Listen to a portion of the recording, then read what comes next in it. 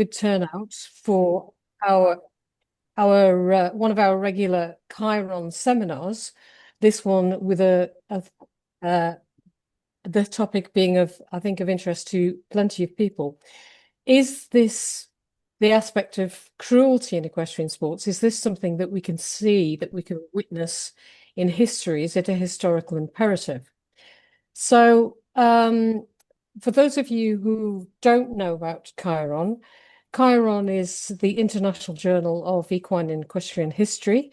I'm co-editor with Anastasia, who is here with us this evening as well, and who has done most of the organizing for this event. We organize these seminars on a fairly regular basis, and you can go to our Chiron YouTube channel and watch the previous ones, which have covered all sorts of aspects from ancient Egypt right through to, well, I've forgotten which ones we've done now. We've done quite a few now. But this, I think, is a very interesting topic in that it relates obviously to what's happening, what's going on right now in the horse world. And this is a hot topic. How do we relate to our equines? Can they be participants with us in the activities that we enjoy? And there have been several instances of really quite high level abuse cases going on in prominent sports. So it's something that we really do need to discuss, not just in historic terms, but in terms of what's going on right now. So the three of us this evening have all got our own subjects. We've all got our own approaches, I think. And the first person I would like to introduce you to is Dr. Jennifer Jobst, who I think some of you will know through her publications and through her appearances at conferences and so forth. Dr. Jobst is an independent scholar with a long-standing interest in horse training techniques of the pre-modern era, as well as their practical application and relationship to modern riding. Some of you may well have attended or seen some of her workshops. Very fascinating with things going on there. She has presented at several conferences and authored papers on riding and training, from 13th century Hippaiatric treatises on to Puruzeya, the Mamluk art of horsemanship from the Mamluk Golden Age. She also experiments with the techniques and exercises from original sources with her own horses to better understand the skill and practical application of pre-modern texts. So it's very much a practical approach as well as a theoretical and academic one. So, Jen, would you please take the floor with your paper, Normalizing Cruelty and Abuse in Horse Training, the Ethics of Coercion Across the Millennia. Miriam, thank you so much for the lovely introduction, and many thanks to both you and Anastasia for putting all of these wonderful sessions together, organizing them, and inviting me as a speaker. You help build the equine research community around the world, and that is particularly special. So today I'm going to be talking about a topic that I've touched on before, sort of in very specific contexts, but this is looking at the bigger picture and across a longer range of time. I will say this is one of the hardest presentations that I've ever put together, because when I started to realize how normalized some of these things are, not just in modern riding sports, but just across time and space, it's a bit difficult. It's a bit of a difficult topic. So I wanted to start by coming up with a definition of what exactly is it when we talk about cruelty? What is it when we talk about abuse? And this comes from the International Animal Welfare Institute. So it's inflicting harm, injury, or killing an animal. It can be intentional, or it can involve neglect. It can also involve animal fighting. So we're going to be looking today primarily at harm, injuring, or killing animals. Just a trigger warning. And I do want to make a note about non-abusive training. the authors that we're going to look at today also mention more positive, non-abusive training techniques in their documents, in their manuals. So it's not all about cruelty and abuse, but that is today's focus. It is not, however, meant to imply that the authors we're going to look at only used abusive or cruel techniques in their training. So just to keep that in mind, but that is the focus. So starting kind of as far back as we go with Xenophon, you knew we had to start there, right? His theme is kind of that cruelty is bad training, and a cruel trainer is a bad trainer, but it is ethically permissible to use cruelty when training. And he was really a bit unique in this idea that fear didn't have a place in good horse training, that cruelty created fear instead of obedience, and that punishing fear is unjust and dangerous. So he really did have an ethical mindset that was not only unusual for his time, but I think, as we will see, is unusual across time.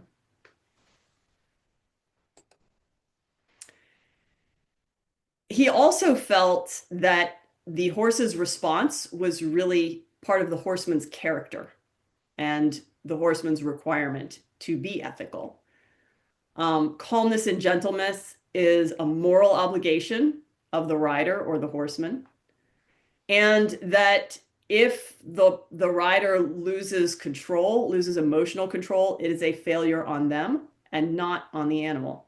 And I think for any of those of us who have spent enough time around horses, we've all had frustrating moments where we do get emotional, we do get upset, and recognizing that that is a human failing and not the horse's failing is really quite critical in, I think, our journey as ethical horse people. That being said, Xenophon does normalize the use of whips and spurs in training, and he also uses forced habituation. You might call that flooding. But still, he has caveats about don't strike the horse angrily and such. So moving on to Greek literature, we're just going to go sort of forward through time from Xenophon to Grisone and make a few stops along the way. So our next stop is Greek literature. And the theme here is kind of that violence around horses, it's entirely normal. It's just part of doing business. It's part of being around horses and training them. So a couple of examples from Greek literature. The Iliad and the Odyssey, we see that horses are lashed and urged with blows in battle scenes. Aristotle talks about horses being made obedient by pain and habit. And Plato talks about how bad horses must be beaten and punished. So there's really just this normalization of here's how it is. Violence is completely fine. It's completely part of the game. When we look at Roman literature, we see that same sort of theme, but almost taken a step further, that in order to perform, you must beat the horse. And that's completely fine as well, even if the result is the death of the horse. And so we look at Varro talking about horses being given blows when they're sluggish. Columella, he actually does warn against excessive cruelty, which is great, but only because it contributes nothing except poorer work. There's no real concern about the horse's welfare. It's only about the output. And then there's lots of treatises about chariot racing, or that mention chariot racing, where the drivers are whipping horses constantly for motivation, and where horses are driven to exhaustion, collapse, or even death. And I think we can see that today in modern horse sports as well, unfortunately. Jumping And we have a little bit of a palate cleanser. We have one of the earliest Furusaya manuals from the 9th century, and also Dom Duarte from the 15th century in Portugal. And it's really interesting about these two treatises. I was focused on examples of cruelty or abuse. And as I was reviewing these two, I realized they were suspiciously similar, but also relatively kind when compared to some of the other things that we've been looking at. Um, so the Mamluk tradition seems to be the idea that bad habits are the fault of the rider by neglecting to correct anything that the horse has done wrong.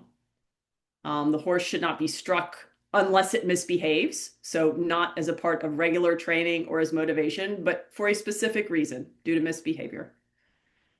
And also that being too hard with a horse, especially pertaining to using the bit, makes the horse bleed. And that is unwanted, clearly. Similarly to Xenophon, we see people using a whip unceasingly when horses took fright, and that was a mistake. So again, this idea that beating a fearful horse is not going to help. Duarte is really quite similar.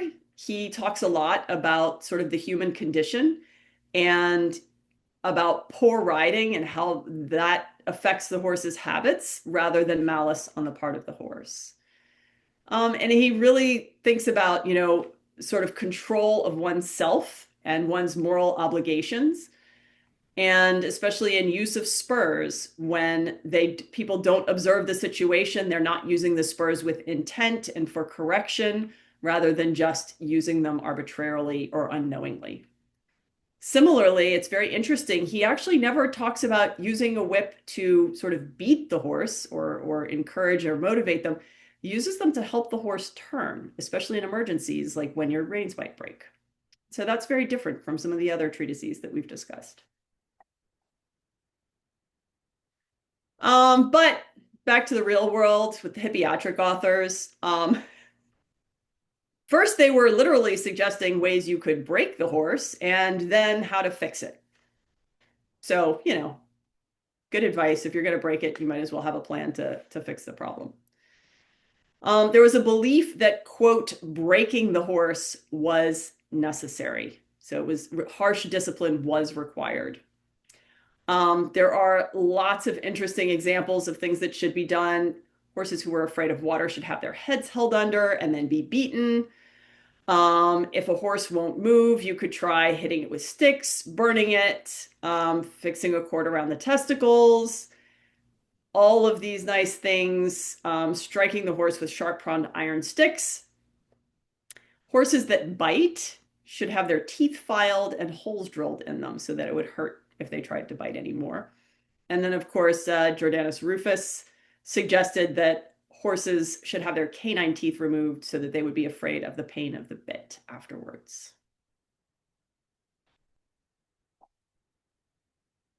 But this was kind of expected because in the veterinary sections of these treatises, we see how to treat the injuries. So if you're looking at lameness from excess labor or harshness, presumably harsh beating, how to treat that, and a horse that has an injured leg. Wounds caused by the saddle, so not necessarily intentional cruelty, but certainly not, pain related nonetheless. The horse's tongue being wounded or damaged by the bit because of harshness or injury, and how to treat that. And then also treating wounds on the horse's flank that were inflicted by spurs. So clearly we've got this idea of the horse is going to be maltreated, and we have to have ways to address the injuries caused by said maltreatment.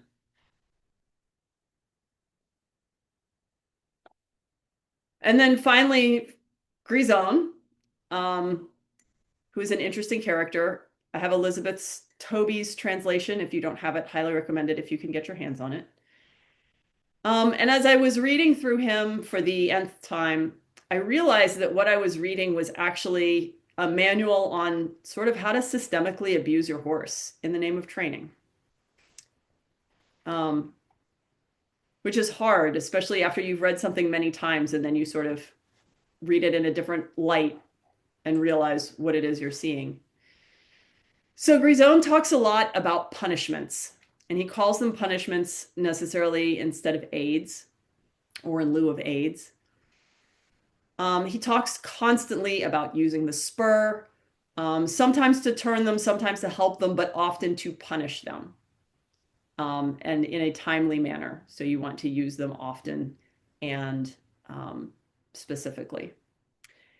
He also there are many, many references to beating a horse in various ways for various reasons, and it's completely normalized. So this first quote, it will be easier to punish him wonderfully and without regard. I don't know how you punish anything wonderfully and without regard. With a large stick between the ears and on the head and on every part of his body except the eyes. This was used for a very young horse who was being led to the mounting block for the first time and didn't want to approach. So from the very get-go, he is normalizing very, very harsh treatment. And it came to the point where there were just really too many examples to count. So if you do have access to Grisone, I would recommend taking a look. Grisone is also sort of famous for some extremes, right? Tying a hedgehog to the horse, tying a cat to a horse to make him go forward, or iron spikes. By the way, do you remember we heard iron spikes before in the hippiatric books? Beating him around the head or burning his muzzle if he lays down while being ridden, half drowning him if he lays in water. Again, hippiatric reference there. Tying a rope around his scrotum, another hippiatric reference. What's interesting about these is that all of these things are mentioned in Grisone, but many of them are attributed to other sources, like the ancients. And so he doesn't necessarily recommend doing them. Some of them he does. But he also doesn't necessarily, I mean, and he doesn't necessarily condone it by excluding them. So it is to say he's either seeing these, and although you wouldn't necessarily want to do it, you still have it as an option, which is also kind of disturbing. So where does this leave us? The cost to the horse is constant across time. We have pain, fear, injury, exhaustion, and even death. But what changes from author to author, place to place, and time to time is the reason. Xenophon clearly regretted some of these things, some of these cruel abusive practices. The Greeks and Romans, by and large, it was normalized and ignored. It was just part of it. It's just part of life. The hippiatric tradition, injuries were treated, especially training-related injuries or use-related injuries, were just treated as something else to address. And Grisone really sort of seemed to embrace this as a technique. This was a standardized way of doing things. On that cheerful note, I would like to leave you with a cruelty-free palate cleanser. This is Leo. He is clearly abused and would like another cookie, please. So, thank you all very much for your time and attention. And I'll go ahead and stop sharing. And Miriam, I think you're going next. Yes, I'm going next. Thanks so much, Jen. Yeah, it's like you say, when you start rereading it, it is quite sort of knowing what your own horses are like and how they observe Yeah. us as well. You know, it's sort of it is depressing. It's very, very depressing. It is. But And I think it's, yeah. it's particularly hard because like I've been in all of these treatises and all these manuals for years and years and years, and I'm looking for one thing or I'm looking for another thing, or I have a specific lens in mind that I'm paying attention for. And all of these other things are sort of happening in the background. And I never really focused on how much and why and the reasoning behind it. And I think that was, that was what was hard for me, is just really seeing how normalized it is across space and time. Hmm. Yes. And I was wondering kind of how much to put into my own presentation. And I think that background is very important, really, in terms of what I'll be saying about Philip Astley and how much he may well have kind of not realized entirely the impact that some of his methods were having on horses, just taken for granted, basically. Yeah. But interesting character. Anyway, I'll see if I can get mine uploaded now. So it's the share button, isn't it? Share. Yeah. I Is that think, right? Miriam, as a sort of a segue into yours, I think it's very interesting that, of course, all of the manuals and trainers and riders that come after 1550, where I left off, are carrying Mm-hmm. the weight of this baggage of 2.5 millennia of horse training, that where this is normal. Absolutely. And And it so, goes yeah, please. back to the days of the pharaohs. If you have a look at our seminar on ancient Egypt, you'll see that Lonica had a really fascinating image which showed the the king's horses being trained. Now, it's not exactly, well, it depends on whether you consider it abuse or not. They're being flooded for sure. They're being taught to be used to the sound of trumpets and noise and having things waved about, techniques that are familiar right across the millennia. It's fascinating, really, and still very visible in Philip Astley's day as well. Yeah. Right. So let's see what he can tell us about slideshow from the beginning. You can see that all right, everybody, yeah? Yes, thank you. Yeah, good. Thanks. So it's Astley's system of, let me just get that out of the way if I can. Philip Astley and Astley's system of equestrian education. So we're into education now. Not so much training, but seeing it as teaching the horse. But did he? What was he teaching them? How was he teaching them? Uh, who was Philip Astley? Some of you may well have heard of him. He's known as the father of the circus. We think perhaps the circus as being an ancient activity, and in some ways, yes, that's true. But really, the circus, as we understand it, with a circus ring, with acts, with horses, with dogs, and then later with clowns, and with later still with the wild beast shows, that all stems from Philip Astley in the 18th century. He was a soldier at first, and then he began to give displays on horseback, doing vaulting and equestrian displays. And then he went on to write his Astley's system of equestrian education, um, exhibiting the beauties and defects of the horse, with serious and important observations on his health and grooming and so forth. So it's a kind of a development from the manuals of, I think some of you will be familiar with the Markhams of this world, the developments of the 16th century. He's not just looking at the training of the horse, it's the whole thing. It's also how do you care for a horse, how do you keep it healthy, and even to a certain extent his state of mind. So it's rather different from what had preceded it, looking at the horse more as a living being and something that is more complex, perhaps, than people had done in previous generations. So he's born in Newcastle under Lyme in Staffordshire. He served in the 15th Light Dragoons, also known as Elliott's Dragoons, the first light cavalry regiment in the British Army, raised on the request of King George II. He was trained by Dominic Angelo, also known as Domenico Angelo, I think. Italian horse trainers were very important in on the island of Britain in the 17th and 18th centuries. They have the extremely influential on methods and methodologies of particularly for soldiers, for the military. So Astley became responsible for breaking and training horses for his troop. I think I should tell you, he's also a really tall man. He was tall, physically imposing, and very capable rider. Seems to have had one of those people had absolutely no fear whatsoever. In 1766, he was discharged from the army, having reached the rank of sergeant major, and he set up to give displays at Halfpenny Hatch in London with a sort of a wooden, not very imposing kind of shed that was in front of a field was his first area.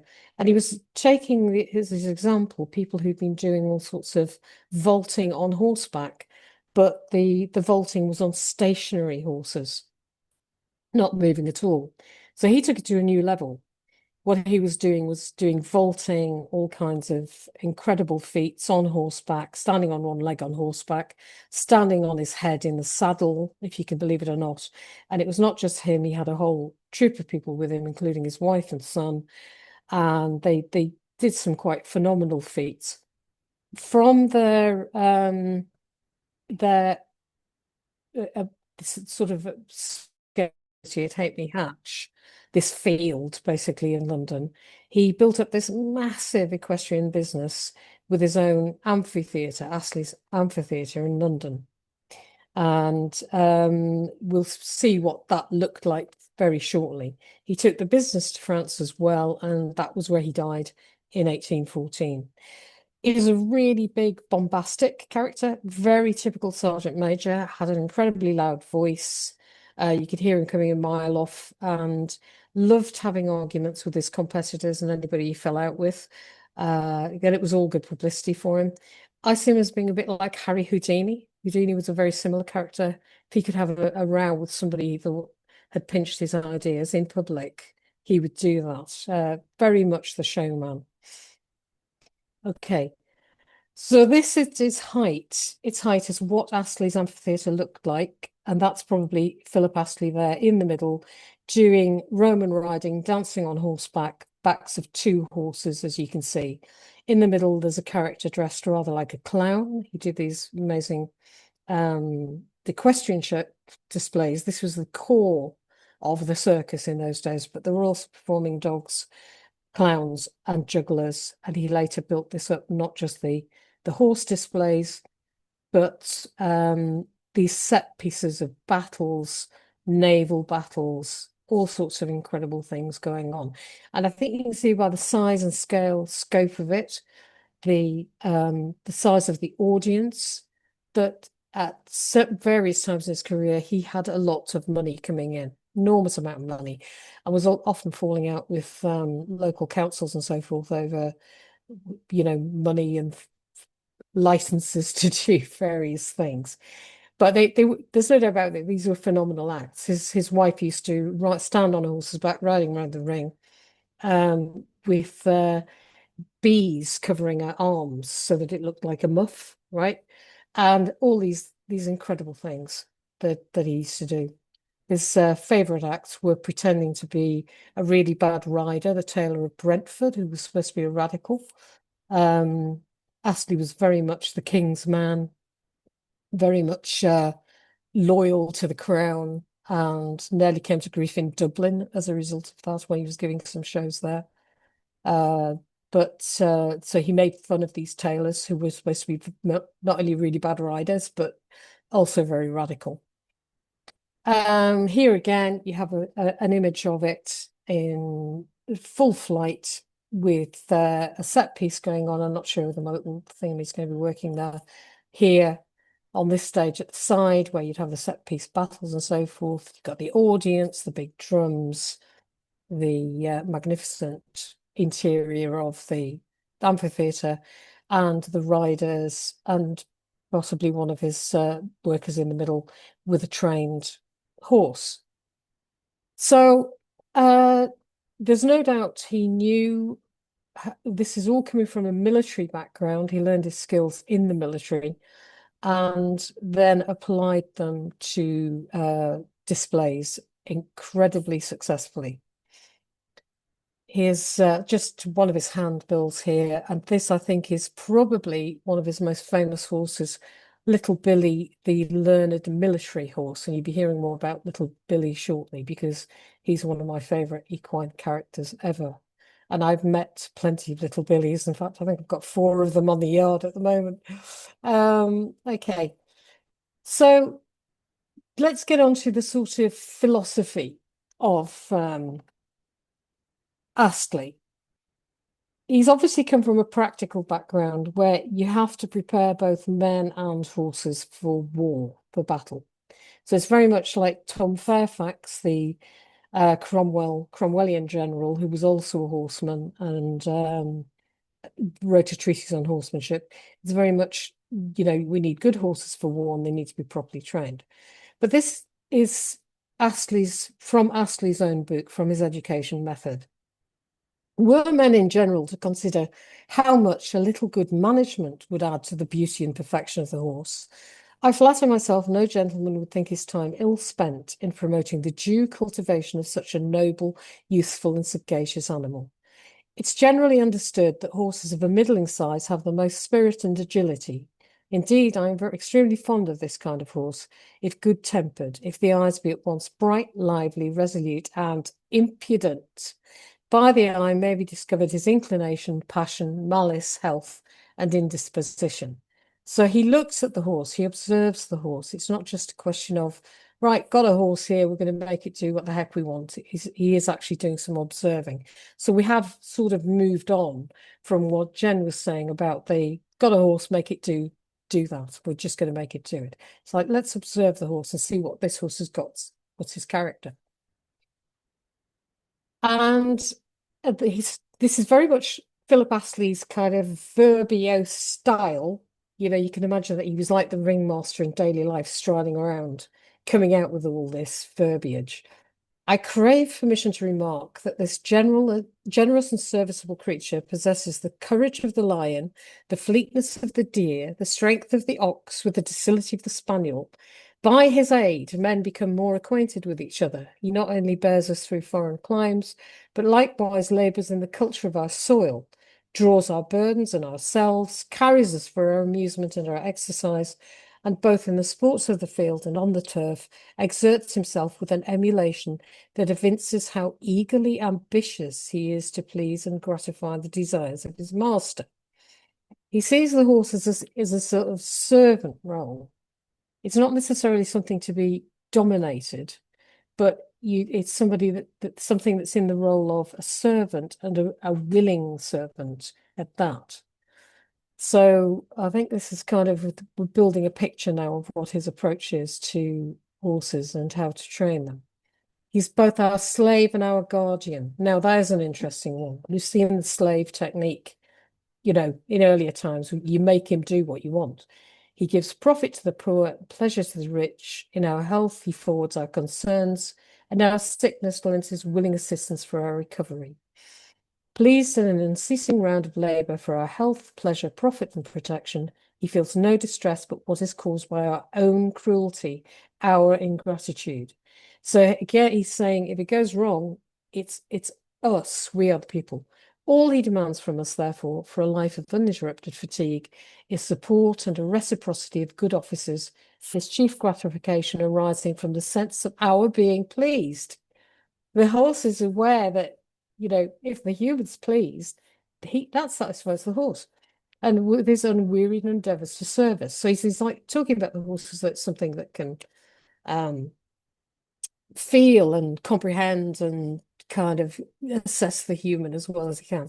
I won't read all of this, but he's saying that the big problem here is we expect too much from them too soon, right?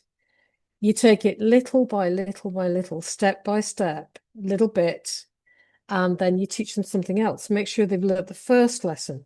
You teach them too much on one and the same day, you fatigue their attention, you damp their spirit, and they're rendered dull.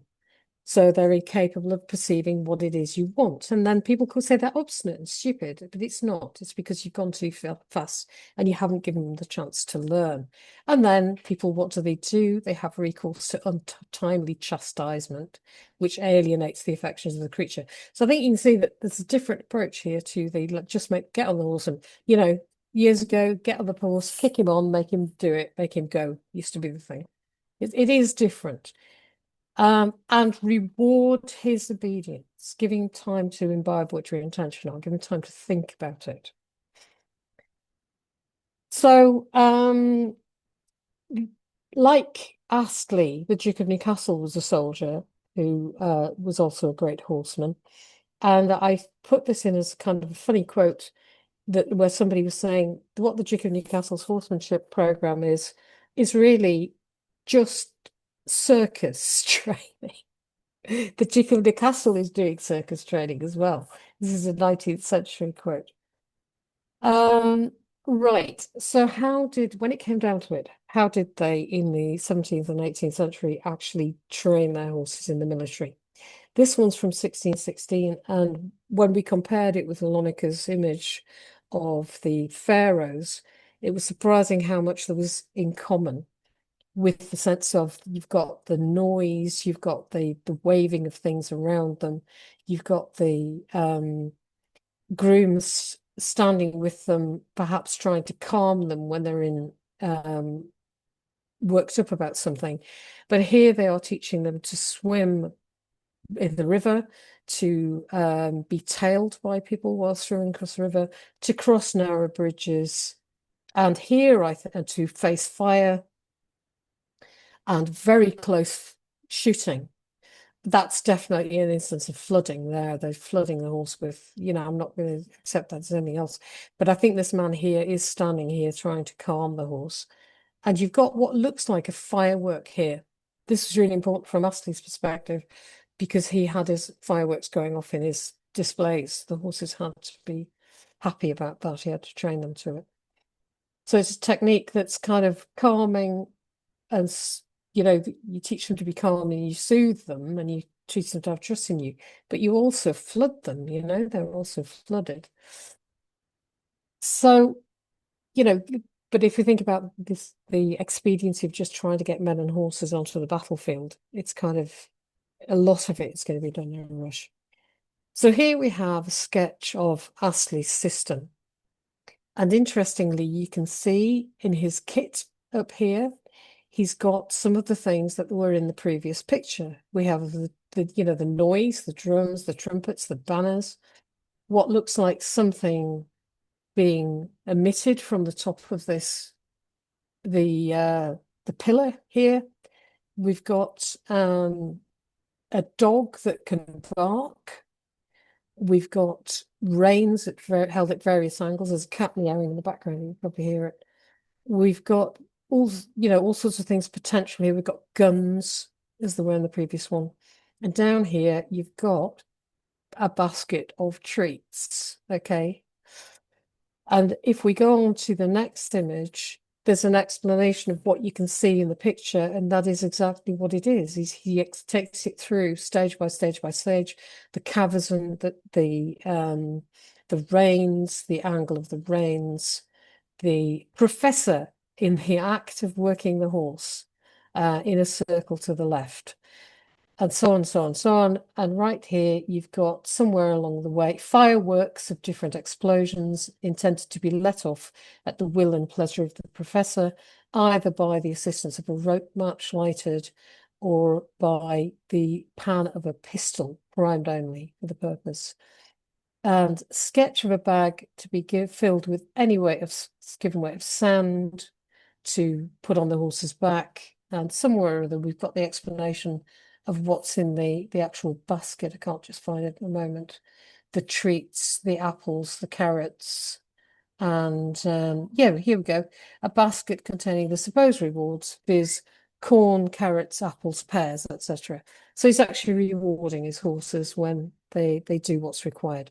But it is a mixed bag. He does mention punishment. Punishment is mentioned 20 times, but it's not something that he's doing as a matter of course. And for him, he has quite a clever technique, which is if a horse finds, let's say, going on a circle punishing, and you teach him not to be afraid of the sound of the gun, and he learns that if he can go towards the sound of the gun and that takes him off the circle, which he views as punishment, then you're like releasing him from punishment. So it's like let the horse move towards something that he finds less um but less punishment and more rewarding. It's an interesting approach to things, and it's definitely, if you know about the quadrant of learning, positive punishment, positive reward, and so on and so on, you can see that he's kind of mixing it all up together. But on the whole, he's trying to create a positive movement in the horse towards things that it enjoys. So in his training manual, you will find some of the classic illustrations of the various high school, just as you would in the Duke of Newcastle's manual, exactly the same kind of things there. So he obviously believes in teaching these to the horse too. So let's just have a look at summarizing what this is all about. Judgment, temperance, and perseverance are indispensably necessary to bring the brute creation to a proper sense of duty. That sounds quite offensive, really, isn't it? But obviously, for Astley as a soldier, it's not just the horse that the brute creation is also soldiers. We need discipline. That's kind of what he's saying. A soldier needs discipline, a horse needs discipline, the same. But it has to be discipline and duty that's tempered, that's got temperance and perseverance and judgment applied to it. But he does say the horse intended to be broken, or in other words, brought to his duty. Yeah, again, it's like the soldier. He has duty as a duty to perform certain things. But I would like to use the words of a later circus performer, Bertram Mills, who's really got the way to the horse's heart, patience, kindness, and carrots. You know, this sort of he understood that really it's taking your time, letting the horse learn and rewarding it. So that's kind of Astley was clearly influenced by everybody else that had gone before.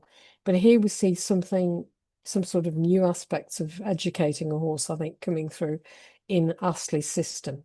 Now, how much of it he stuck to, I think, is an interesting question. I was going to tell you about Little Billy, the learned military horse, who appears to be a really smart pony, that one. I think he cottoned on pretty quickly, but if he did certain things, then he got rewarded for it. He was trained to play dead. He was trained to make a cup of tea. He was trained to walk on his hind legs. He was trained to do all sorts of incredible things. But I think really Little Billy was probably training Philip Astley, as much as Astley was training Little Billy. If you wanted to read any more about this fascinating character, Little Billy, these are some of the books that are available on him. The Joan Selby Lowndes one is a novel, but it's still very readable and pretty accurate. When I was preparing this, I came across something on Karen Pryor's clicker training page, which is really a sort of a political comment, but is also in the ethos of the positive reinforcement of which Astley was aware, even if he didn't always apply it, perhaps. But this applies to horses and humans. We all deserve better than fear, force, and intimidation. So I thought that seemed a good comment to end the presentation on, and just a sort of reminder that we all respond well to positive reinforcement, horses and people, and just about every other animal you can think of. So I think that's probably me for now. Thank you very much, Miriam. So, looking on the brighter side of horsemanship. Miriam, there was a request for your references to be loaded into the chat. So I want to add that this talk is being recorded and it will be on Chiron YouTube in by Monday, I guess. Okay. Um, so I'll share my slides and they will kind of also might begin with a negative story. Okay, wait a second. But we will have something positive at the end. Wait a second. Just for some reason I closed my PowerPoint. Yeah, but listening to your papers, I was just thinking how ingrained violence against horse and cruelty to horses in our culture. It was like when we were learning to ride, when I was learning to ride, yeah, that's what I heard, kick your horse harder. If it's not working, just kick it harder. If Hmm. it's not listening to the Yeah. language, you just take the reins into one hand, take the whip into the other hand, and yeah, go ahead. Yep. Hmm. Yep. And it's Kick really him hard on. to Yeah. find the right Yeah. language. How do you say that without kicking, that you need a stronger signal so the horse understands that it's a signal, okay? It's not your random feet kind of brushing against the sides, but it's not punishment. It's not like you want to hit the horse. It's something else. I'm kind of struggling with it in my lessons, and especially in view of this all of this kind of events which recently came up, these scandals about horse abuse. How do you say it the right way so people understand it correctly? Okay, not to mention the fact that you can you can get into trouble if you use the wrong vocabulary. But it's also this language of subjection. It's so ingrained in our culture. We talk about subjecting the horse or mastering the horse or whatever. It's kind of ideal, as if the horse belongs to us. Um, yeah, so it just doesn't have value on its own. It has value in relation to how useful it is for us. So I hope you can see my slides now. Yes. Okay. Uh, oops. Okay. So I'm going to talk about Dennis Magnus Encyclopedia as an example of kind of cruelty classic. Um, when I was looking for information about the author, it's very hard to find information about him on the web, but the references are mixed. I found on one site about natural horsemanship that he's kind of the first natural horseman, but oh no. And then on the other hand, there is this view that he's really cruel to horses and he's been notorious for his rowing methods. That's what he was made famous for. So I'm trying to kind of put a picture that it's not idealizing his horse, same time not demonizing him. Because when we talk about historical horsemanship, there are two tendencies. One is to say, oh, they were so cruel because they were so stupid, they beat their horses, they made their horses bleed, and so on and so forth. The other tendency is to say, oh, they were so wonderful and understood the horses much better than us because they spent so much time with them, and yeah, everything was rosy and flowery, or in between. And yeah, so if you want to form your own opinion, you can find a copy of this book online on Internet Archive, and many of his other works. He wrote also other works about agriculture. He also wrote a memoir about famous incidents he had, kind of taming horses. He talks about vicious horses. That's another term which I don't really like. I also don't like the term problem horses people use because horses don't have problems, horses, and usually people cause problems to horses. But yeah, you can find it online. And there been a reprint of this book. It was originally published in 1887, and I was given it before I started studying horse history. But after I had a horse, I'm quite sure it was my cousin who wasn't a historian. Uh, he, so, he gave me as a sort of practical guidebook, encyclopedia of horses, and I started reading with this assumption before I realized that some of his methods, actually most of his methods, is not something I want to try on my horse, even though I could classify my horse as a problem horse, but I didn't want to try this treatment for some reason because it kind of looked quite quirky. But the book starts in a very, very positive way. There is a preface, and the author, um, there is no name on the preface. It says it's written by a gentleman well known in the world of letters and especially famous not only as lover of fine horses but as a high authority on all matters concerning them.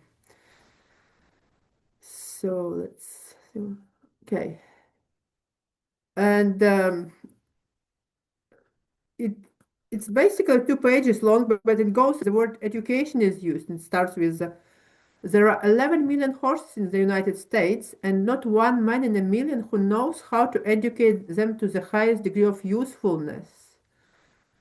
We say educate, for the horse is an animal of high and spirited organization, endowed by his creator with capabilities and faculties which sufficiently resemble man's to come under the same general law of education and government. Basically elevates the horse to the level of man, almost, and that's a Renaissance idea. It appears already in Renaissance Italy when the horse is viewed as a second to man, above dogs, but just below men, and very established, very advanced creature, both morally and mentally, intellectually. So you can educate them. But there is another word, useful. So horses are not valuable in themselves. They are valuable in how useful they are. And I would argue that today we still use this concept of usefulness, even if our horses are not working horses. When Magnus America, there were no cars, they were horses. So horses had to be useful. If the horse is not useful, it goes to the butchery. And that's how I want to rehabilitate his treatment of horses. He's basically working with bad cases for whom there were two options. Either they go to the butchery, or they get treated or re-educated, retrained, whatever, and they become useful again. So when we read about his methods, which might be regarded as cruel, actually are cruel, we can ask the other question. Is it better to beat a horse into submission? He's not actually beating them, but throw the horse into submission. He's using rowing methods. Or is it better just to butcher a horse? So the answer is up to you. I mean, like, people can have different opinions about this. The other thing here we need to remember is the time when beating not just horses, not just animals, beating humans was acceptable until quite recently, actually.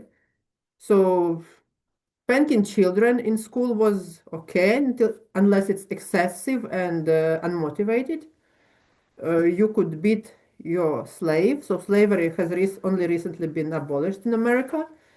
In Europe, serfdom has been abolished recently, and you can actually legally beat or even kill a serf or a slave.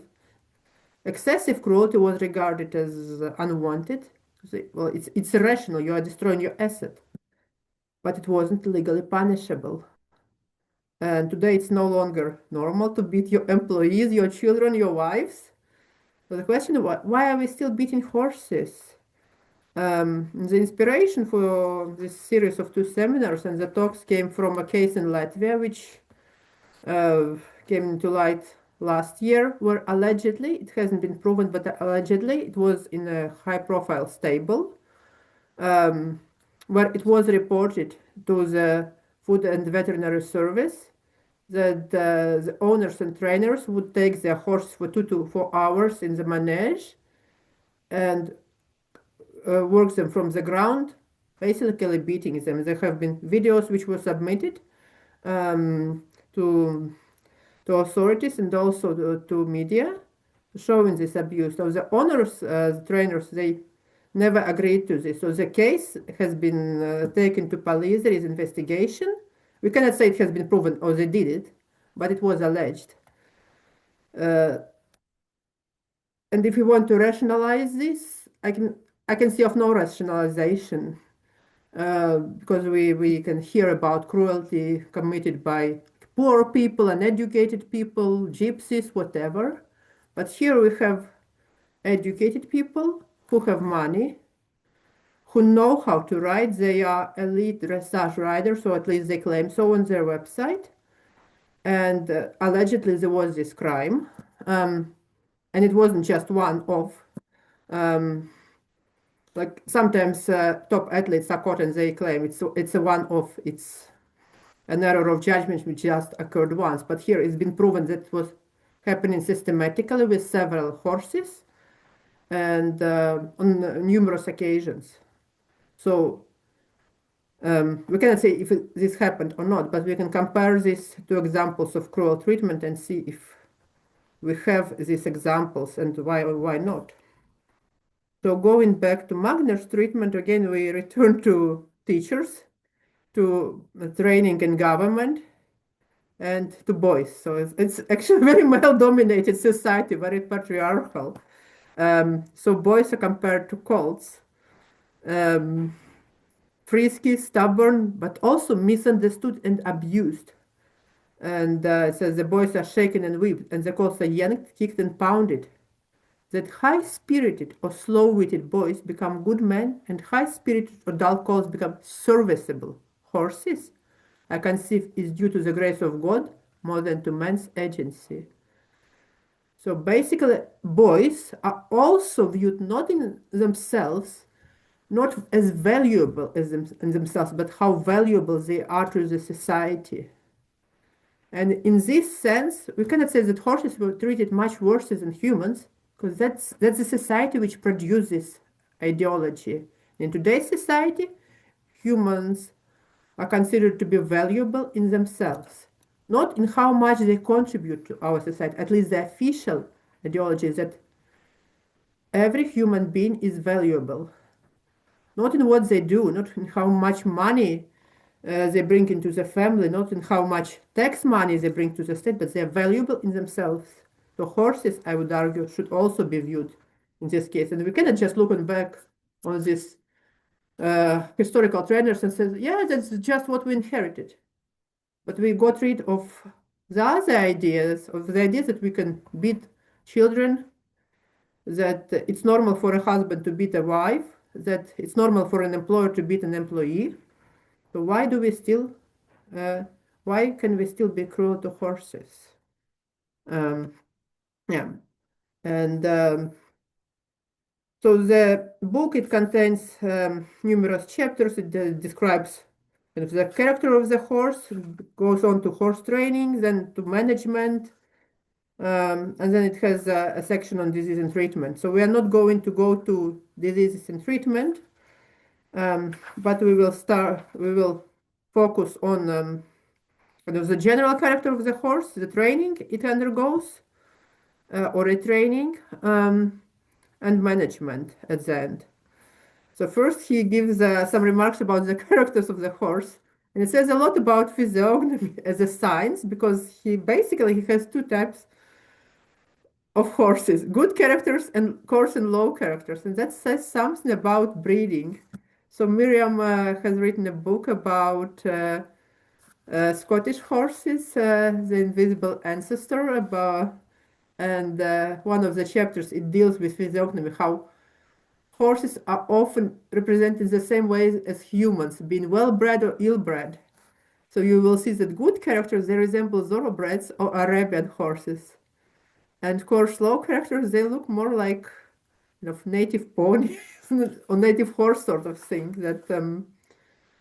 But yeah, basically I have had horses which can alternately look vicious and docile and intelligent. So it's much a matter of perception, but it's also part of the culture, because these animals are characterized in the same way as men. Yes, so there are slow-witted boys, there are slow-witted horses.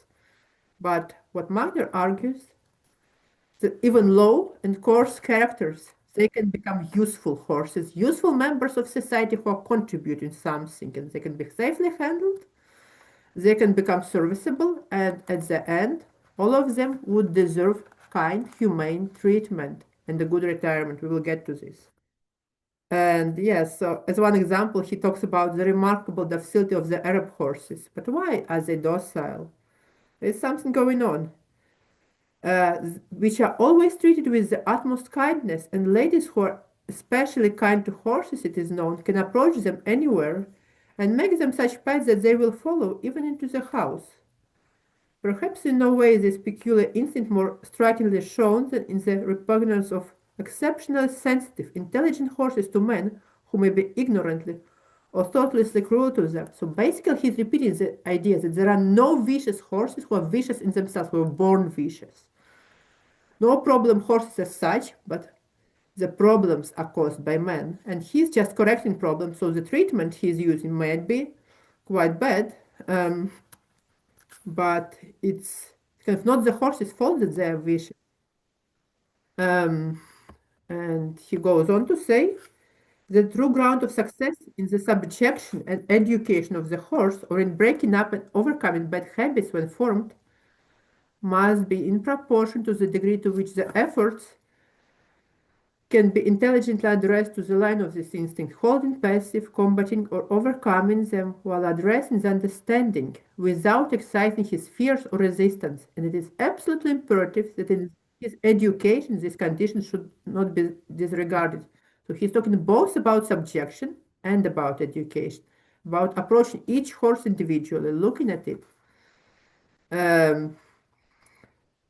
And actually, he says that a horse may be moved to intense excitement and extreme resistance by even a momentary impression of fear without any contact with or cause for feeling direct physical pain. And again, in like manner, properly treated, such fear may be overcome without resorting to treatment that would cause the least physical pain or injury. So you don't really need pain to treat a horse which which is causing you problems, basically, right? So pain is not necessary to subject or educate or dominate the horse, whatever you want. So basically, if you're beating the horse, yes, it's your own error, it's your own impotence. And now we come to the kind of bad part. Most of the images, if you live through the book, they show various ways of subjections, and he calls them methods of subjection, so he likes this word. And yeah, they're really about drawing horses. This is why I never tried any of these methods. I like experimenting with historical horse training methods, but there is a limit.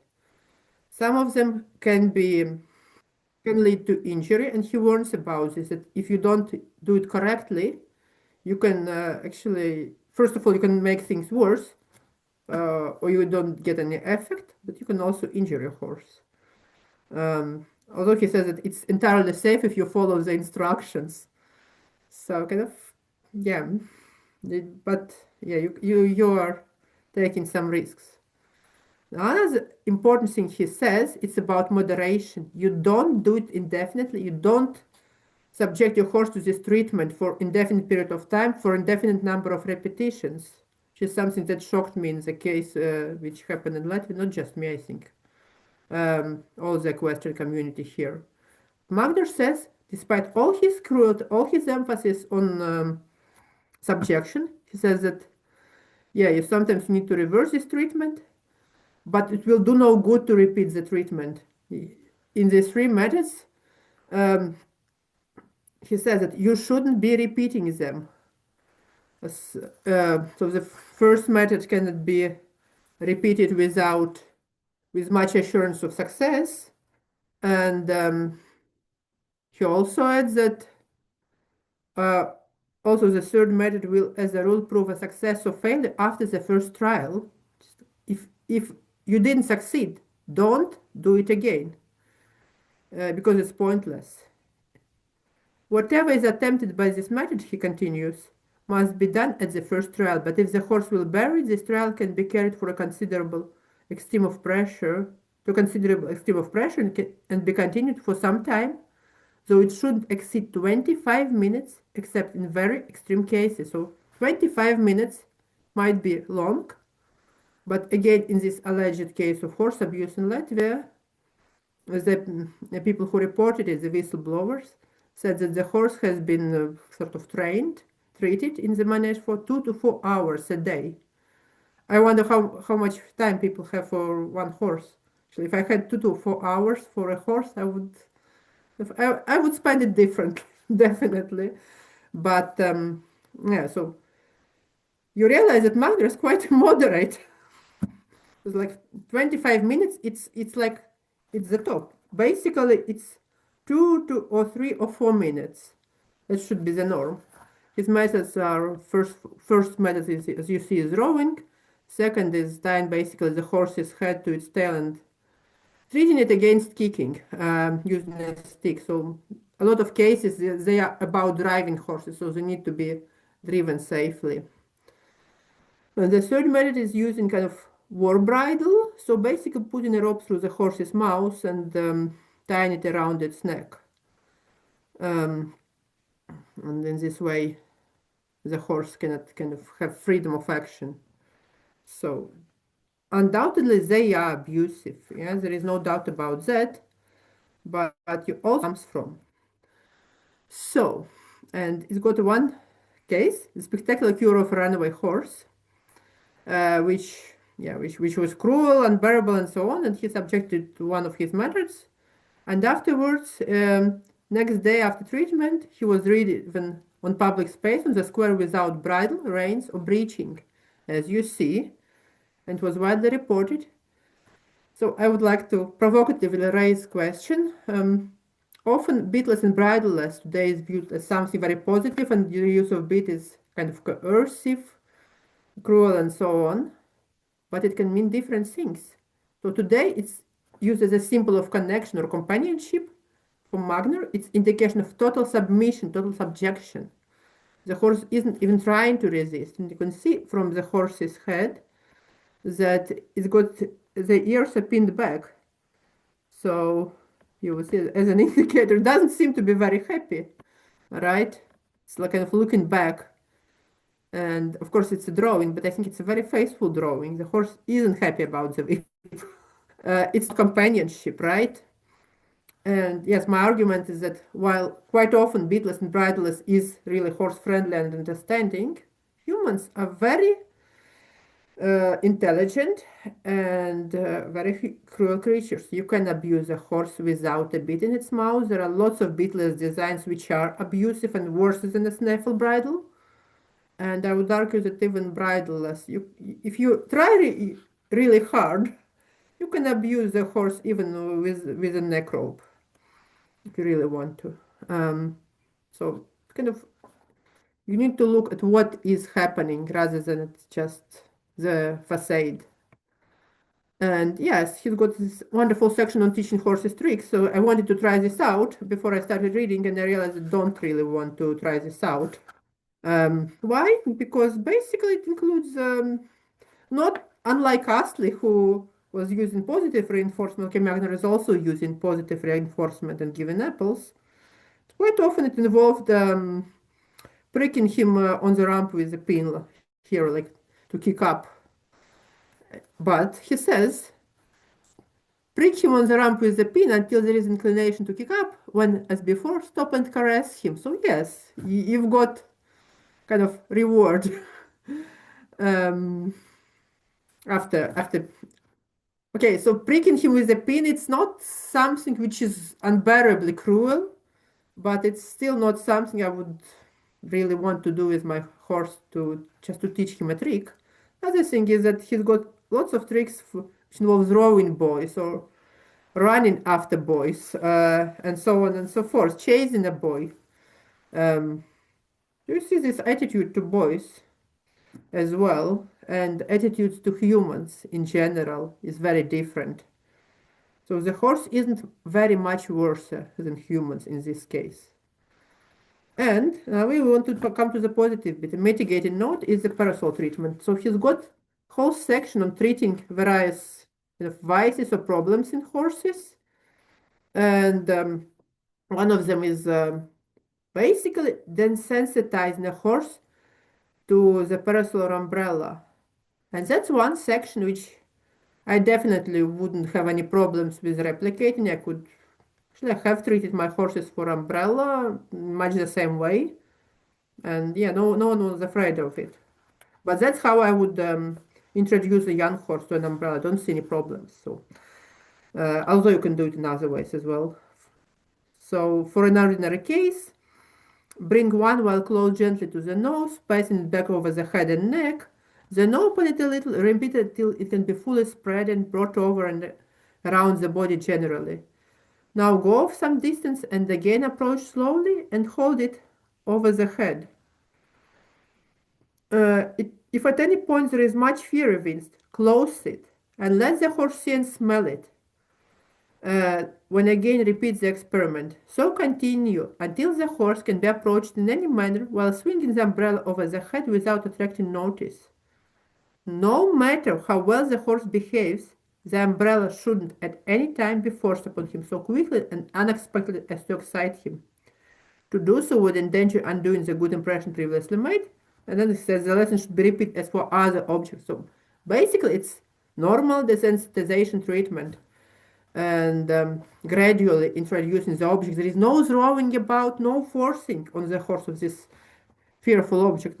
Although in some other cases he's actually using these methods of restraint to habituate a horse to something by force, more or less, like showing it that it cannot escape, for example, from a pole touching its hindquarters. But yes, here he's also indicating some pitfalls which could cause problems. And as a result of these problems, you would need to go to the first or second or third method of subjection. Basically, you can teach the horse without these methods. Although you would see from the pictures that he is still using this war bridle on the horse. So basically, in working with young horse, he's often suggests he's basically saying, yeah, you put the war bridle and you go on. It's kind of his default method, and he also has a patent bridle, which should make it rather hard for the horse to resist the handler's trainer. Now the part which surprised me most after I was thinking about all these drawing methods, he got this moment of sensual touch. It could have come straight out of Black Beauty if you didn't have all the previous pages about subjection and drawing your horse. It could be a pamphlet on ethical treatment of horses. So he goes against checking the horse's head height. That's something also which appears in Black Beauty. And he argues that in sitting, walking, or standing, every person knows how tiresome it is to maintain one position very long, and that a frequent change of position is equivalent to resting. And basically checking horses, drawing the horse's head high so it looks pretty, but by certain standards people have different ideas about prettiness, and retaining it in this position. And I wanted to think about all the different devices we use today to hold a horse's head in a certain position, like rocker. So high checking is going the other way around, but if you want to hold the horse's head low, and again you are retaining its head in this position, you could argue that basically it's just as cruel as checking it high. The horse should be able to move its head when it wants to, right? So this is something you would probably like to read. It's painful because people are doing all these things, but he's really lashing against the use of blinders. And he's got this plea for the horse as well. He called it a plea for the horse. Very Sewellian, right? He uses examples of people mistreating their riding or driving horses. It says, there is often shameful neglect of horses when hitched. They are left unsheltered. and uncovered in the cold and rain, while their riders or drivers are in some drinking saloon, toasting their shins in comfort, drinking from the cup that it accelerates only to deprave or destroy the best impulse of their natures. Basically, he's in a very kind of Protestant way. He's also talking against excess, but um, um, at the bottom of this page here, he uses the example of the old family horse. There is no spectacle more calculated to excite the pity and sympathy of the benevolent and philanthropic than the faithful old family horse, worn down with service, overloaded, and whipped into hard drudgery in his last days, when he should be released from work and permitted to end his life in peace. Basically, it's a common theme. It appears not just Magner, not in just Ensewell's Black Beauty. Also, Leo Tolstoy wrote a novella Halstamer about a well-bred horse which was ruined actually by fast riding and ended its days without, unlike Black Beauty, it ended its days in a very miserable fashion. There is no redemption for this horse. So Magner is just one of these people who is talking against this cruelty. She's surprising, given his subjection methods, and kind of redeems, I hope, him for us all. And he goes on to rationalize. It would seem that no man with the least claim of being considered a gentleman would need to be appealed to treat his horses with humanity, if not with kindness. So that's something which should speak to all of us. Our notions of humanity and kindness may change, so our treatment of horses with humanity, kindness, understanding should change accordingly. And the last quote is great. It's almost like preaching. It shouldn't be difficult for one to see that a reasonable sense of responsibility should prompt to the most considerate care of every animal on the farm, not just horses. He's also got some material, some books on cattle, and also in the encyclopedia there are some advice how to lead cattle correctly.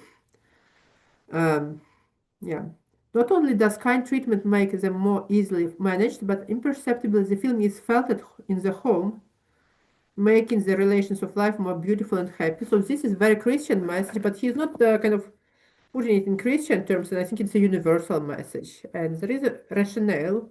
If you treat your animals kindly, you are going to be happy yourself. And as a consequence, again, you would want to treat your animals more in a kinder manner, yeah, rather than abusing them.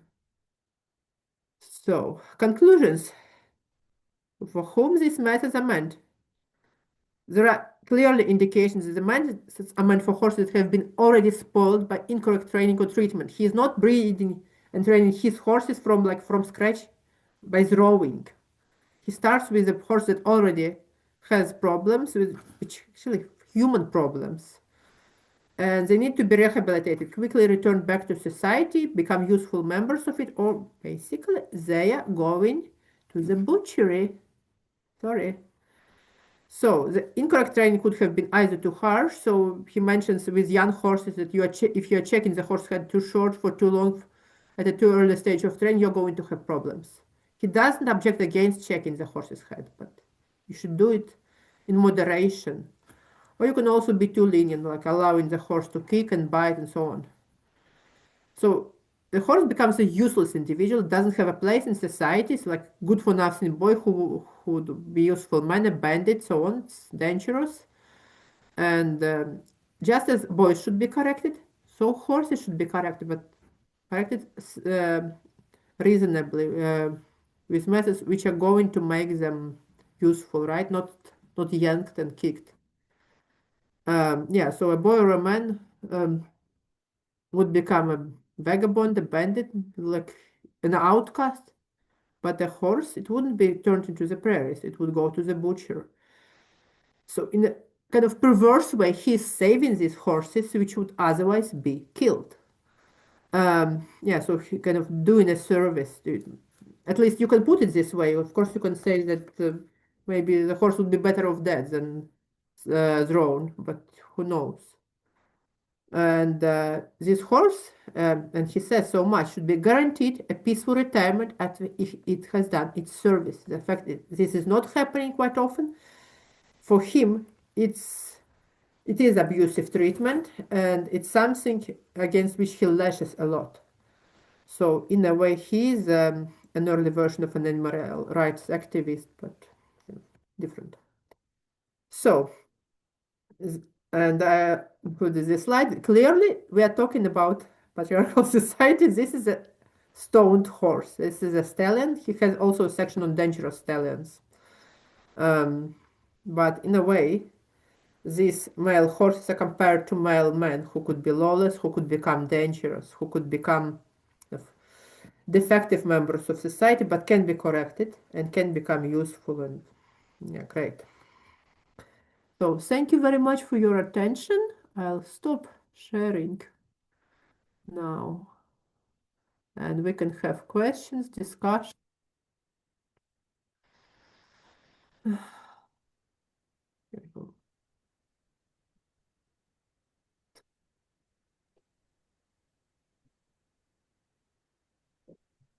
Yeah, I hope it wasn't kind of too depressing.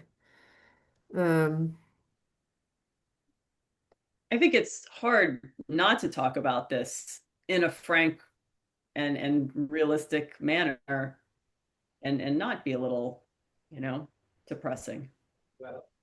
And that's okay.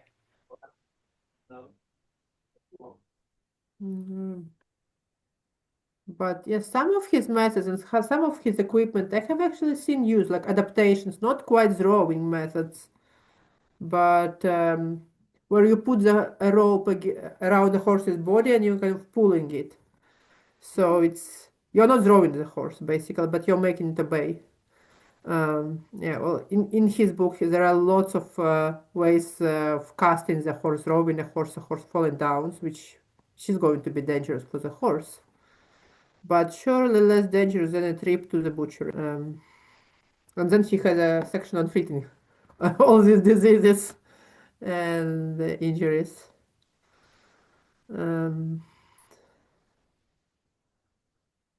Okay. Oops.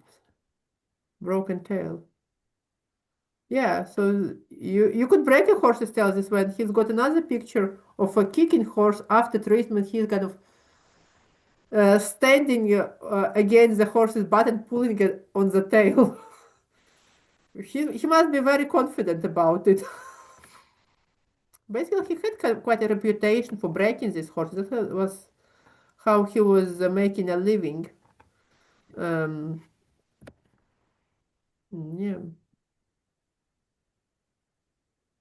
So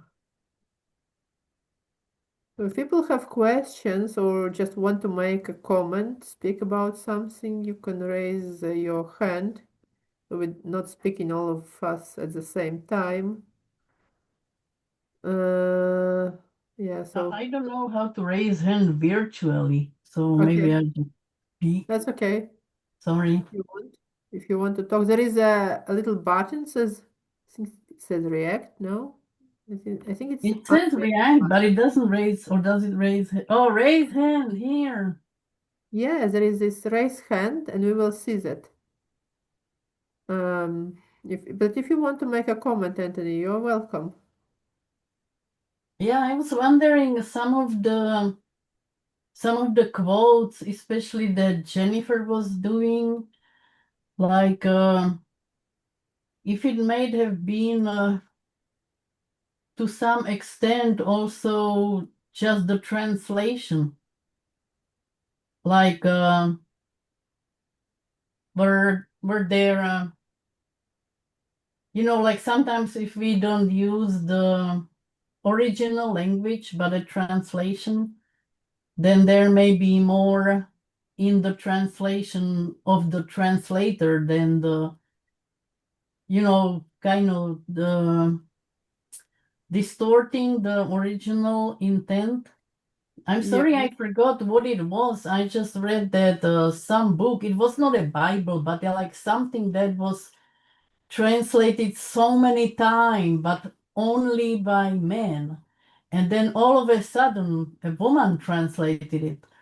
And she couldn't stop wondering, like, what were they doing with the original of the previous translations? Like, why would they ever, like, they made it sound completely different, she said. Yeah, Like, well, Oh, yes, that's right. We got the comment there. It was the Odyssey, wasn't it? It was that recent translation. yeah, Yeah, yeah, oh, was it the Odyssey? I think so. Yeah, I yeah, couldn't yeah, remember yeah. what it was. I And think also, I'm not saying that we are not doing it. And I have no clue what happened with that recent abuse in that stable where they beat the horses without the knowledge of the owners. Why would anyone ever do that nowadays? But like if we are talking about the old Romans, then especially if you know like you Jennifer were saying that violence was around the horses normally, so especially if a lot of the instructions they are about training horses for war or for military, then it's not like you have a horse at home, you know, or two horses at home or such. If there are like hundreds horses which you have to make function, you know, to be able to carry the soldiers to war, and then depending on what the how the horse does, the people either die or not. You know, there are some like quotes about like how you have to whip them in emergency, or even more. I think it was the Romans that you beat them or whip them in the battle.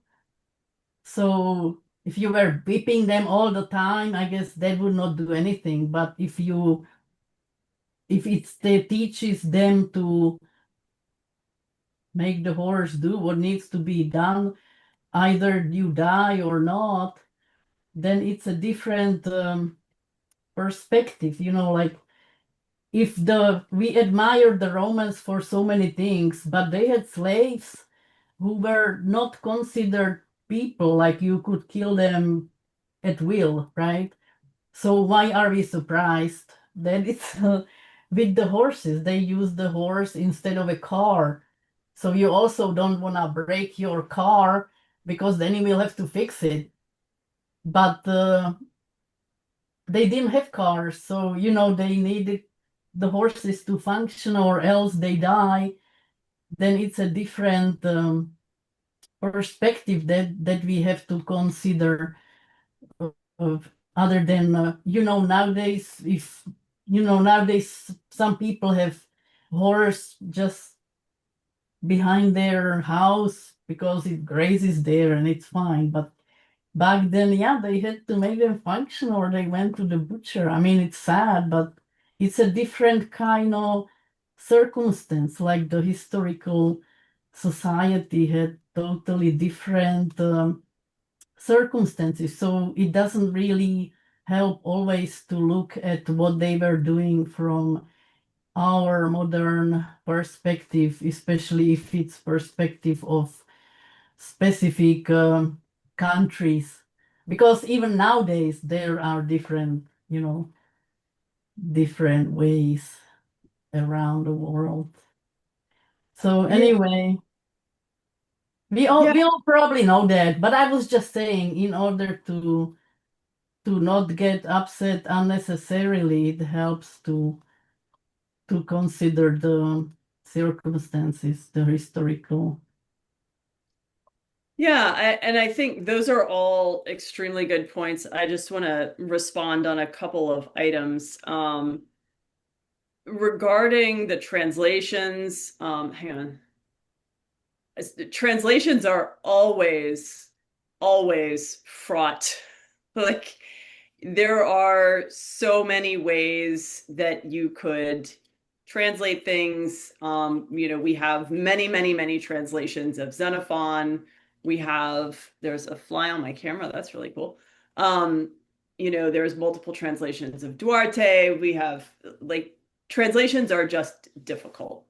That being said, I think, we have to rely on what we have at hand. And yeah, of course, it is entirely possible that different words could be used in translation.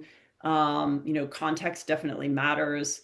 So I think perhaps as time goes by and we have additional translations of different things, we may learn more. Our opinions may change. The context, or not the context, but the message may adjust. That being said, I think even if you take away, the specific wording, or you look at sort of how things might be translated differently, I think there's still this very strong message that violence is just normalized. Violence around horses is normalized. It is normal to beat a horse. It is normal to spur them until they're bloody, right? That is just a normal thing that happens. It is normal to beat them until they're dead, right? Um, and and so even with the translation challenges that are always going to be there, I still think that the underlying message is pretty consistent among sort of the different groupings of texts that we're looking at. Your point about context, most of these horses were being trained for war. War battle is a life or death situation. Plus, of course, slavery was a thing, very common in many of these societies, and you could kill slaves for no reason whatsoever. And so, yes, all of that absolutely should be taken into account. There are, I'm sure, several dissertations that could be written on how the sort of worldview, the time, the place affected treatment of horses. Absolutely true. And so then the question becomes, what wouldn't you do in war to survive? And I think probably the answer is nothing, right? People have killed their comrades at arms in order to survive. And so that is kind of unfortunate, to say the least. But I do think it begs the question then, where is the line, right? Is it okay to train a horse to absolute obedience if you're fighting in battle? Okay, let's say it is, because it's life or death, right? Speaking of life or death, I need to let a dog in or else they're going to report me. I'll be right back. See, that didn't exist back then either, the danger of being reported if you don't. Right. No, they were going to report me, the dogs, not the people. They don't care. And so, okay, life or death. Yes, okay. Is it okay to train a horse using cruel methods in an endurance race? Is it okay to train a horse using cruel methods in roping, like a ranch horse, right? If your ranch horse messes up, I mean, bulls are not necessarily nice, friendly creatures. This is my assistant, Tristan. He mostly sleeps on the job. So then where do you draw the line, right? When is it okay? Is it ever okay to use abusive methods to work with animals or train horses? And so I think you're right. There is context, but when do circumstances, when or if is it ever okay? And I think that's a reasonable question to ask. But is this seminar trying to answer that question? No, and I'm just posing it. I'm not saying I'm not giving an answer. I'm just saying that is a reasonable question to ask. As Well, but that would need to modern be equestrians, where is that line? I don't know. Well, in nowadays contexts, yeah, everyone should ask and definitely make a good answer. But if Yep. we want to look at it through history, we would have to ask in each historical, even century or era, if not, location, or we would have to consider all the circumstances and everything to be able to give a response in each case. I don't think it's possible to give the response across ages and overall for the whole humanity, for everyone back from God knows how many thousand years ago. That's what I was saying, that nowadays, yeah, people should, because especially if they are using the horses for something, it's just for their pleasure or whatever, for sports or, it's then yeah, of course they should ask. And I'm mostly um my problem is the opposite, because I offer the horse to do what I wanted, and if they don't, then I'm screwed. I'm more like told being too personally, to being too soft or whatever, not decisive enough. So that's not the issue here. I'm just saying that there is no way to answer the question throughout history and for everyone the same. Yeah, and I think also this definition of cruelty, of abusing somebody, it would be different for every individual and also cultural. For example, beating people, like spanking children, wasn't considered to be cruel. It was considered to be normal method of education, and people like, so it's okay. It's like doesn't do any harm. Um, so by extension, yeah, it's normal to do this with a horse. Now we have a different perspective on that. And whether it's ever okay to use pain, I think many authors have indicated that if the animal is afraid of you, it's afraid of the pain you're going to inflict, it's not going to perform optimally. Like Rufus is mixed.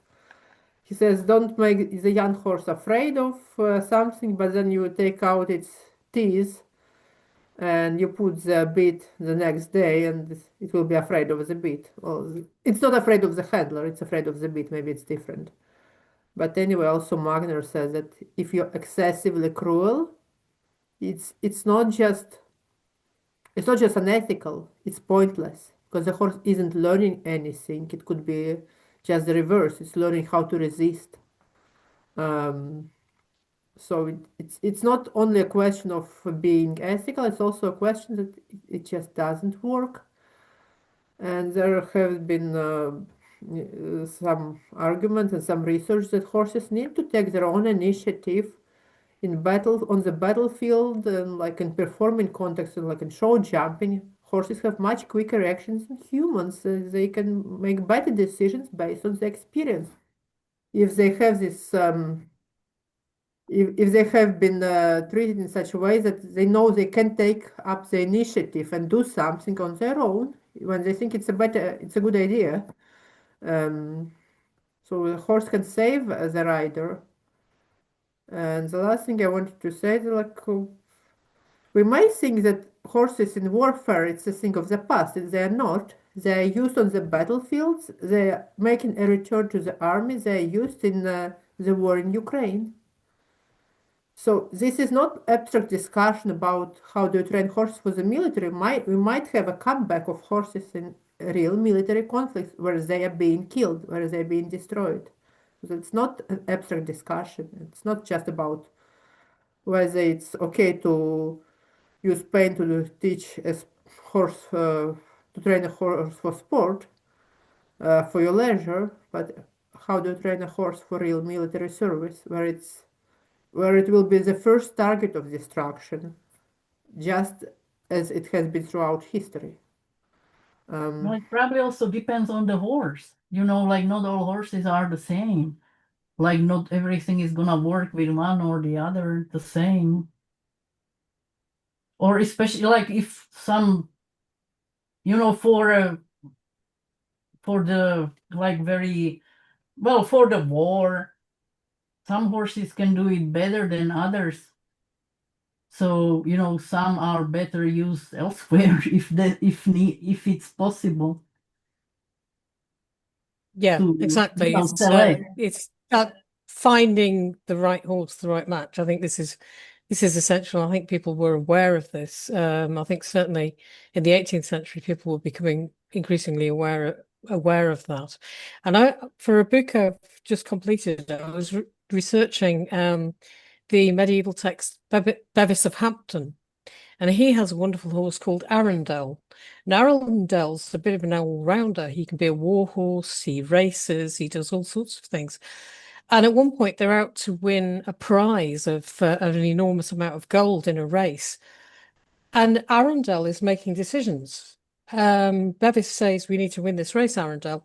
And the line says, "When Arundel heard what he spake, before the other horses he rake or he rack, he was like, oh right, we have to win this prize." He's an intelligent horse. He's a thinking horse. You can tell this. He's capable of making decisions for himself. So there was that awareness certainly in that text in medieval times that the horse contributes. It doesn't just do what it's told. It can think, it can act, it can make its own decisions on things, which I think is really interesting in so early a text, And they are talking about kind of a special relationship between Bevis and Arundel. Yeah, I've just finished writing a book about wild horses in medieval societies, and a lot of these wild horses, starting with Bucephalus, whose story was really popular in the Middle Ages. A lot of them end up having this special relationship with a man, and it's not uncommon. And they're all treated with kindness and understanding. And there are also some modern examples, also real life examples. There was a lady in the Russian Empire, Nadezhda Durova, who was one of the famous cross-dressers. She dressed up as a man, but she started her career uh, with a stallion, whom her father kind of trained by subjection, but she was a young girl and she trained him with a bit of bread in her hand. So it kind of fits under Magnus' definition about ladies treating horses with kindness. And she started by riding him bareback in the yard. And that was the horse everybody was afraid of, except her father. And she ended up going to the war against Napoleon with this horse, which was killed. And then she had other horses. Depending on the horse, her treatment was sometimes very gentle, sometimes very harsh, but always kind of understanding. She loved horses, but she could be quite cruel. One of the horses didn't want to do the exercise, perform the exercise, so she struck him with what she thought the flat side of her saber. Turned out later she struck not with the flat side, but with the sharp side, and she was very upset about it. Doesn't change the fact that she actually injured the horse. Yeah, so it's kind of mixed evidence. You could love your horse, but you can also act on the spur of the moment. And it does happen. Just you should realize it. It's not normative. It's not normative to beat horse into submission. Yeah, I think the that moment of sort of being frustrated or losing your temper was definitely seen by some of the ancient authors as kind of a moral failing, right? That was on the human, it wasn't the horse's fault.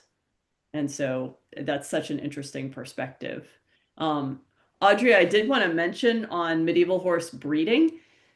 It's interesting. There are a couple of authors who mention that when you're looking at a young horse, you should have it do what it's best at. So if it's really fast, it should be a racehorse. If it's really brave, it should maybe, be in battle.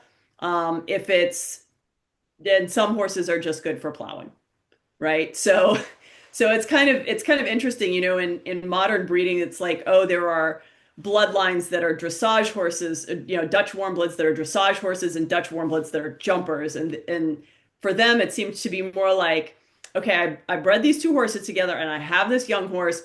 What job is it going to do best, even regardless of what I was trying to breed it for? So it's an interesting take.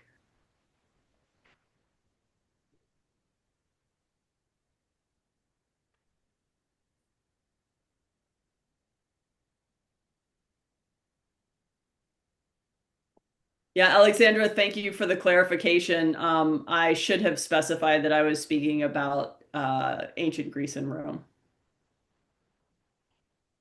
specifically in the context of slavery. Yeah, but like many Christian societies, they had served them. Like in the Imperial Russia had served them. You could sell serfs, you could beat them to death.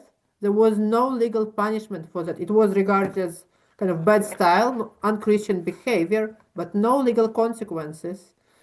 And it was okay to punish them corporally unless you beat them to death. And if your serf was like such a bad serf that you had reason to beat him to death, yeah, it was okay.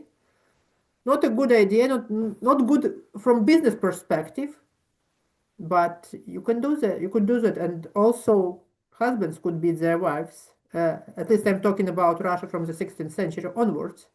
It was okay. Even there were even Christian treatises which says yes, you should beat your sons and your wives because it's good for education. They should be educated by beating, otherwise they will not grow into kind of good members of society, good members of the family. So if you beat your own children and that's okay, that's even good for them. So it's probably good for horses. Um,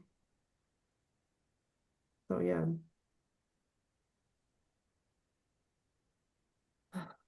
it's kind of Christianity is complex notion, and as an ideology, it doesn't really always give us a kinder perspective. And also fear, you have fear of God in Christianity.